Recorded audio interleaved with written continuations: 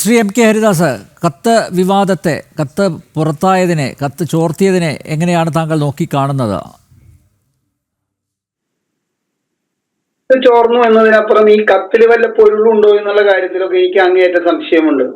എനിക്ക് മുമ്പ് സംസാരിച്ച വസന്ത് പറഞ്ഞതൊക്കെ ഊഹാപോഹങ്ങൾ മാത്രമാണ്. അതൊന്നും ആ കത്തിൽ പരാമർശിച്ചിട്ടില്ല. കാരണം ഈ വ്യക്തി ഞാൻ പങ്കെടുത്ത മറ്റൊരു ചർച്ചയിൽ 7 മണി തൊട്ട് 8 മണി വരെ എന്റെ കൂടെ ഉണ്ടായിരുന്നു.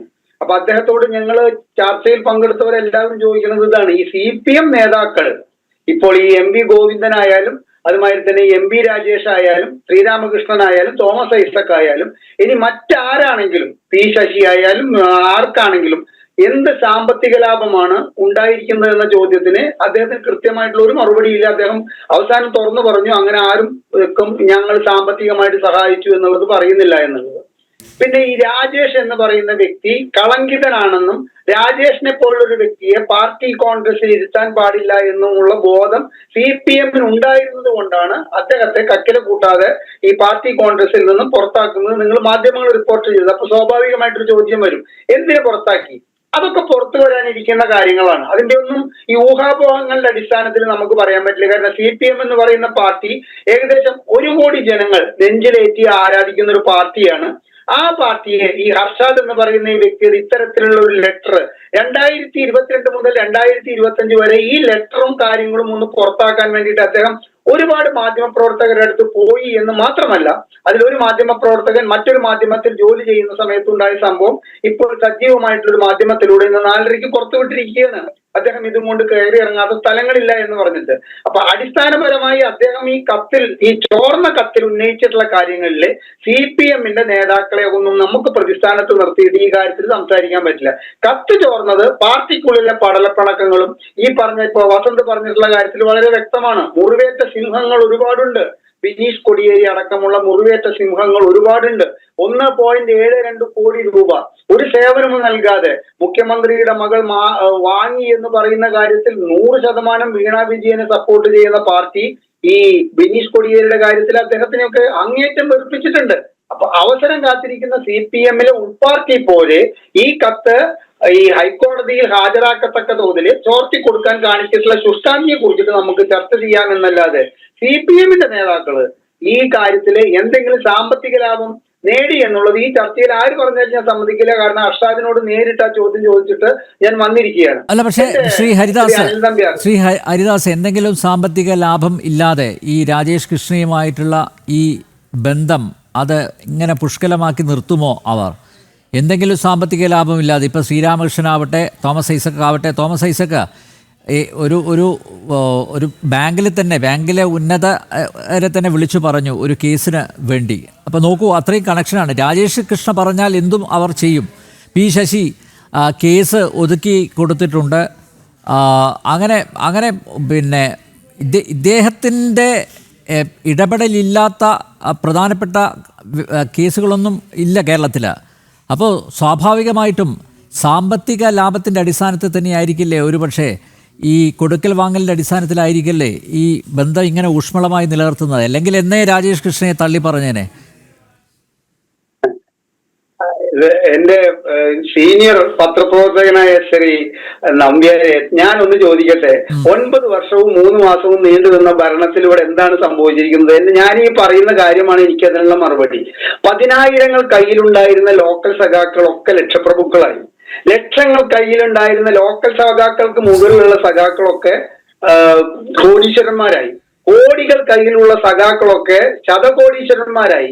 ശതകോടീശ്വരന്മാർക്ക് മുകളിലുള്ളവർ ആരായി എന്നുള്ളത് പറയാൻ നമുക്ക് പറയില്ലേ, അതിനും അപ്പുറമായി. അപ്പൊ താഴെ തട്ട് തൊട്ട് മേലെ തട്ട് വരെ 9 വർഷത്തെയും 3 മാസത്തെയും ഭരണം കൊണ്ട് കോടീശ്വരന്മാരും ലക്ഷപ്രഭുക്കളും ശതകോടീശ്വരന്മാരും ആകുമ്പോ ഇത്തരത്തിലുള്ള സുരേഷ് കൃഷ്ണമാരെ വെച്ചിട്ട് കളിക്കാതെ ഈ പാർട്ടിക്ക് അങ്ങനെയൊക്കെ ആകാൻ സാധിക്കുമെന്ന് കേരളത്തിലെ ഏറ്റവും സീനിയർ ആയിട്ടുള്ള പത്രപ്രവർത്തകൻ താങ്കൾ വിചാരിക്കുന്നുണ്ടോ? അപ്പൊ നമുക്ക് ആ കാര്യത്തിലൊന്നും സംശയമില്ല. സുരേഷ് കൃഷ്ണയും കേരളത്തിലെ CPM-ന്റെ നേതാക്കളും, കാരണം മുഖ്യമന്ത്രി ഈ കത്തില് ക്ഷമിക്കണം, സുരേഷ് കൃഷ്ണ സിനിമാ നടന്റെ പേരാണ് മനസ്സിലെടുക്കുന്നത്. രാജേഷ് കൃഷ്ണയുമായിട്ടുള്ളവരൊക്കെ വെച്ച് കളിക്കാതെ ഈ കളത്തിൽ വെച്ച് മുന്നേറാൻ സാധിക്കില്ല. അപ്പൊ ഞാൻ തന്നെ അത്ഭുതപ്പെട്ടു പോയി. UK പാർട്ടിക്ക് ലോക്കൽ കമ്മിറ്റി ഉണ്ട്, അവിടെ ഏരിയ കമ്മിറ്റി ഉണ്ട്. അദ്ദേഹത്തെ പുറത്താക്കിയാന്നൊരു ചാനലില് പറയുന്നത് UK ഏരിയ കമ്മിറ്റിയുടെ സെക്രട്ടറിയാണ് അദ്ദേഹം എന്നൊക്കെ പറയുന്നത് വാസ്തവമൊന്നും നമുക്കറിയില്ല. അപ്പോ ഒരു കുത്തക മുതലാളിത്ത രാജ്യത്തിലെ ഈ കേരളത്തിൽ മാത്രമുള്ള ഒരു പാർട്ടിയുടെ ലോക്കൽ കമ്മിറ്റിയും ഏരിയ കമ്മിറ്റിയും ജില്ലാ കമ്മിറ്റിയും പ്രവർത്തിക്കത്തക്ക തോതില് ഈ രാജേഷ് കൃഷ്ണയെ വെച്ചിട്ട് അവിടെ കളിക്കുന്നുണ്ടെങ്കിൽ അതൊക്കെ സംഭവിക്കാവുന്നതൊക്കെ സംഭവിച്ചിട്ടുണ്ട്, ഇല്ല എന്ന് പറയുന്നില്ല. പക്ഷെ ഹർഷാദ് തന്നെയാണ്, അതെ ഹർഷാദിനെ നമ്മൾ ഈ ഷർഷാദിനെ നമ്മൾ ഈ കാര്യത്തിൽ എത്രത്തോളം വിശ്വസിക്കണം എന്നുള്ള കാര്യത്തിൽ വളരെ ഡൗട്ട് ഉണ്ട്. കാരണം ഇപ്പൊ ഞാൻ പങ്കെടുത്ത ചർച്ചയിലെ ഒരിക്കലും ഒരു പുരുഷൻ പറയാൻ പാടില്ലാത്തൊരു കാര്യം അദ്ദേഹം വിളിച്ചു പറഞ്ഞു. കാരണം ഞങ്ങൾ പറഞ്ഞു, താങ്കളെ ഇന്ന് 4:30 മണി വരെ വിശ്വസിച്ച ശേഷം ഞങ്ങൾക്ക് 4:30ക്ക് ശേഷം താങ്കളുടെ മുൻ ഭാര്യയുടെ ഒരു ഫേസ്ബുക്ക് പോസ്റ്റ് വന്നതിന് ശേഷം ഞങ്ങൾക്ക് അത്ര വിശ്വാസയോഗ്യമായിട്ട് വിശ്വസിക്കാൻ സാധിക്കില്ല. കാരണം എല്ലാ ഭാഗത്തും തീയുണ്ടെങ്കിലേ പുകയുണ്ടാകുള്ളൂ. കാരണം അവരെഴുതിയ കാര്യങ്ങൾ കൂട്ടി വായിക്കുമ്പോൾ താങ്കൾ അത്ര സംശുദ്ധനാണെന്നൊന്നും തോന്നുന്നില്ല എന്ന് പറഞ്ഞ വഴിക്ക് അദ്ദേഹം പറഞ്ഞത് എന്താണെന്നല്ലോ, ഈ രാജേഷ് കൃഷ്ണയെ എന്റെ ബെഡ്റൂമിൽ നിന്ന് ഞാൻ പിടിച്ച് പുറത്തേക്കാക്കിയിട്ട് ഒരു മനുഷ്യനെ ഒരു ചാനൽ ചർച്ചയിലെ ഒരു കത്തിന്റെ ഓതന്റിസിറ്റി തെളിയിക്കാൻ വേണ്ടി പറയുക എന്ന് പറഞ്ഞാൽ അത് അങ്ങേയറ്റം മോശപ്പെട്ട കാര്യമാണ്. ആ സ്ത്രീ എങ്ങനത്തെ സ്ത്രീ ആവട്ടെ, എന്ത് തന്നെയാണെങ്കിലും ഈ ആരോപണത്തിൽ ഞാൻ ആർക്കു വേണ്ടിയാണോ ഈ കത്ത് അയച്ചിട്ടുള്ളത്, ആ രാജേഷ് കൃഷ്ണയെ ഞാൻ എന്റെ ബെഡ്റൂമിൽ നിന്ന് പുറത്തേക്കാക്കിയ തുടങ്ങിയിട്ടുള്ള കാര്യങ്ങൾ എനിക്ക് പറയേണ്ടി വരും. പക്ഷെ അതിന്റെ അവതാരകൻ അതിനെ അങ്ങേയറ്റം നിരുത്സാഹപ്പെടുത്തി, ആ ഇല്ലാത്ത സ്ത്രീ അതിലേക്ക് വലിച്ചയച്ചു കൊണ്ടുവരണ്ടെന്ന് പറഞ്ഞിട്ട്. അപ്പൊ ഈ ഷർഷാദ് എന്ന് പറയുന്ന വ്യക്തി അദ്ദേഹം തന്നെ പറയുന്നു, അദ്ദേഹം DYFIയുടെ എന്തോ യൂണിറ്റ് സെക്രട്ടറി ആയിരുന്നു എന്നൊക്കെ പറയുന്നു. അപ്പൊ ഒരു കാലത്ത് പാർട്ടിയോട് ഒട്ടി നിന്നിട്ട് ഈ പറഞ്ഞ ലക്ഷപ്രഭുക്കളും കോടീശ്വരന്മാരും, പിന്നെ ഇദ്ദേഹത്തിന് വ്യവസായി എന്ന് വിശേഷിപ്പിക്കുന്നുണ്ട്. ഇദ്ദേഹത്തിന്റെ മുൻ ഭാര്യ ചോദിക്കുന്നുണ്ട് ഇദ്ദേഹം എന്ത് വ്യവസായമാണ് നടത്തിയിരിക്കുന്നത്. അപ്പൊ വ്യവസായി ആയതിന്റെ പേരിലൊന്നുമല്ല, ഇദ്ദേഹം 2-3 വർഷമായിട്ട് ഈ കത്ത് പുറത്താക്കണം എന്നുള്ളൊരു പ്രതീക്ഷയോട് കൂടിയിട്ട് പാർട്ടിയിലെ പല വാതിലുകളും മുട്ടി നോക്കിയിട്ട് അതിൽ ആ മുട്ടിൽ വീണിട്ടുള്ള ആരോ ഈ കത്ത് ചോർത്തിയത് എന്നതിനപ്പുറമുള്ള ഒരു പ്രസക്തിയും ഈ വിഷയത്തിൽ ഞാൻ കാണുന്നില്ല. ശ്രീ അനിൽ നമ്പ്യാർ, അങ്ങ് മനസ്സിലാക്കണം, അതായത് ഒരു വൈദേഹ റിസോർട്ടിന്റെ പ്രശ്നം എത്രത്തോളം കത്തി നിന്നു. 95 ലക്ഷം രൂപ EP ജയരാജൻ എന്ന് പറയുന്ന മനുഷ്യൻ അവിടുന്ന് ഷെയർ എടുത്തു എന്നുള്ള ഒരു വിഷയത്തിലെ ഒറ്റ കാര്യത്തിലെ മറുപടിയിൽ ഇവിടുത്തെ പ്രതിപക്ഷം ഒതുങ്ങി എന്നുള്ളത് വസന്ത് തെങ്ങുമ്പള്ളി മനസ്സിലാക്കണം.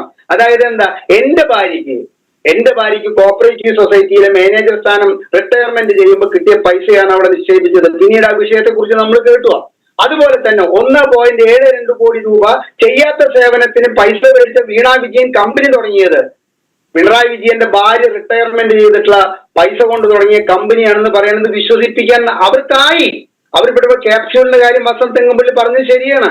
അവർ കൊടുക്കുന്ന ക്യാപ്സ്യൂളുകൾ കൃത്യമായി വിഴുങ്ങുന്ന ആ ഒരു സമയം മാത്രമാണ്, ആ വിഴുങ്ങാത്ത അതായത് ശരീരത്തിലേക്ക് എത്താത്തതിന്റെ ഒരു ചെറിയ നിമിഷം മാത്രം പാർട്ടിയെ ഇത്തരത്തിൽ ശങ്കിക്കുന്ന ഒരു വലിയ വിഭാഗം പാർട്ടിയിൽ ഉണ്ട് എന്നുള്ള ധൈര്യമാണ് ഈ പാർട്ടി ഇത്തരക്കാരുമായിട്ട് ഈ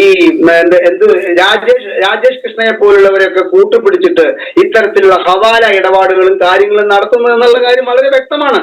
പക്ഷെ ഷർഷാദിന്റെ ഈ കത്ത് പുറത്തുവിടലും അതിനോടനുബന്ധിച്ചിട്ടുള്ള കാര്യങ്ങളും ഒരു ചെറിയ ഡ്രാമ എഴുതി തയ്യാറാക്കിയ ഒരു തിരക്കഥയുടെ ഷർഷാദ് പറയുന്നത് അദ്ദേഹം കത്ത് പുറത്തു വിട്ടിട്ടില്ല എന്നാണ് പറയുന്നത്. ഷർഷാദ് അത് പൂർണ്ണമായിട്ട് വിശ്വസിക്കാറായിട്ടില്ല അനിൽ നമ്പ്യാരെ.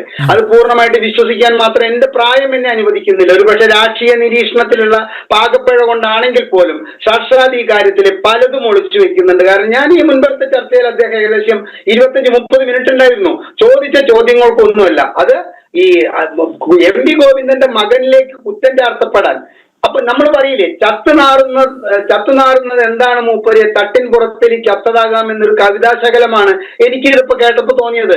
ചത്തുനാറുന്നുണ്ട്, പക്ഷെ ആ ചത്തുനാറുന്നത് എന്താണ് എന്നുള്ളതിന് തെളിവ് ഹാജരാക്കാൻ അദ്ദേഹത്തിനായിട്ടില്ല. പിന്നെ രാജേഷ് കൃഷ്ണയുമായിട്ട് തോമസ് ഐസക്കിനും MP രാജേഷിനും അതുപോലെ തന്നെ ശ്രീരാമകൃഷ്ണനും പരിചയം CPM നേതാക്കളുടെ പരിചയം മുഴുവൻ കുത്തക മുതലാളിമാരായിട്ടും ഇത്തരത്തിലുള്ള തട്ടിപ്പുകാരായിട്ടാന്നുള്ള കാര്യം നമുക്കൊക്കെ അറിയാം.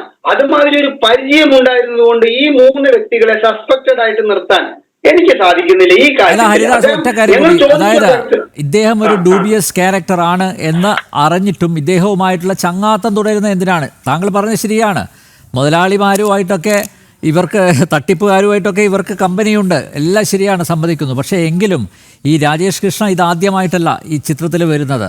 നേരത്തെയും ഇങ്ങനെയുള്ള ആരോപണങ്ങൾ ഉയർന്നിരുന്നു. ആ പശ്ചാത്തലത്തിലെങ്കിലും പാർട്ടിക്ക് കൃത്യമായിട്ടുള്ളൊരു വിശദീകരണം നൽകാനുള്ള ഉത്തരവാദിത്തമില്ലേ? എന്തുകൊണ്ട് അവർ കാണിക്കുന്നില്ല? ഇപ്പം ഇന്ന് ഗോവിന്ദൻ മാധ്യമപ്രവർത്തകരുടെ ചോദ്യങ്ങളിൽ നിന്ന് അസംബന്ധം എന്ന് പറഞ്ഞ് ഒളിച്ചോടിയതുപോലെ എന്തിനാണത്? കൃത്യമായിട്ട് ക്ലാരിറ്റിയോടുകൂടി ഒരു വിശദീകരണം തരാമല്ലോ, അവിടെ തീരുമല്ലോ ഇത്. ആന്റിസിപ്പേറ്ററി ബെയിൽ എന്ന് പറഞ്ഞിട്ടൊന്ന് എടുത്തുകൊണ്ടാണ് 9 വർഷം 3 മാസം മുമ്പ് പിണറായി വിജയൻ അധികാരത്തിൽ കയറിയിരിക്കുന്നതെന്ന് അനിൽ നമ്പ്യാർക്ക് നന്നായിട്ട് അറിയില്ലേ? ഒരുപാട് അവതാരങ്ങൾ ഈ ഭരണത്തിന്റെ ഇടനാഴികയിലൂടെ സഞ്ചരിക്കാൻ ഇടയുണ്ട് എന്ന് അദ്ദേഹം പറഞ്ഞത് ഇത്തരത്തിലുള്ള സുരേഷ് കൃഷ്ണമാരെയൊക്കെ രാജേഷ് കൃഷ്ണമാരെയൊക്കെ ഉദ്ദേശിച്ചിട്ടാണ് ശ്രീ അനിൽ നമ്പ്യാർ.